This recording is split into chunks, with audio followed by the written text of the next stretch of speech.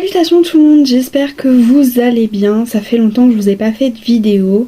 Aujourd'hui, on doit être le 24 janvier, je crois. Donc aujourd'hui, je vais vous faire une vidéo de conseils pour réviser les partiels, etc. Donc le premier truc, c'est le fait de travailler dès le début pour ces partiels. Parce que moi je sais pas vous, mais de septembre à octobre je n'ai strictement rien fait. J'ai commencé fin novembre pour les partiels de décembre, ok, et j'ai commencé début janvier pour les partiels de janvier. Donc bon, voilà. Donc vraiment je vous conseille de commencer tôt, parce que comme ça, votre partiel d'anatomie, vous serez sûr de l'avoir.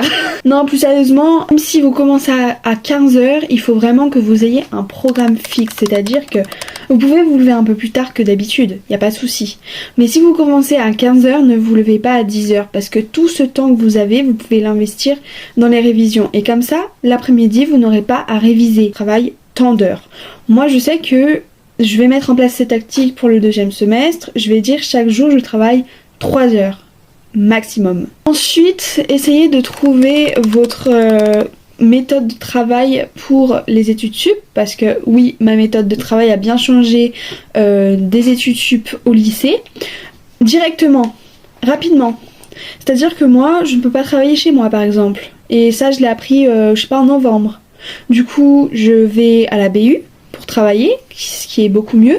Je me concentre beaucoup plus. Ensuite, n'hésitez pas à poser des questions à vos amis de elles, comment elles font pour travailler, etc. Même si vous avez pas d'amis dans votre filière, vous demandez à vos amis dans d'autres filières, parce que ça varie d'une filière à l'autre, le temps de travail et surtout de la personne, et comme ça vous pourrez voir qu'est-ce qui vous arrange le plus. Par exemple, moi j'ai mis en place le travail à l'ardoise parce que c'est ce qui me convient, sauf que je l'ai mis en place il n'y a même pas une semaine. Bon, voilà. Mais c'est bien parce que du coup je sais que ça fonctionne.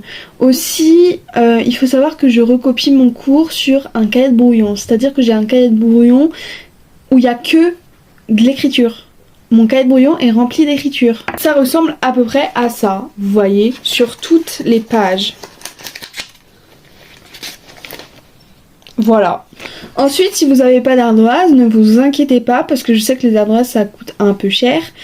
Prenez une feuille transparente. Ou prenez une feuille transparente, vous mettez une feuille blanche dedans, ça fait une ardoise, hein. Ça fait une ardoise. Si vous avez un porte-vue par exemple, ça fait une ardoise. Et c'est bien parce que du coup vous pouvez mettre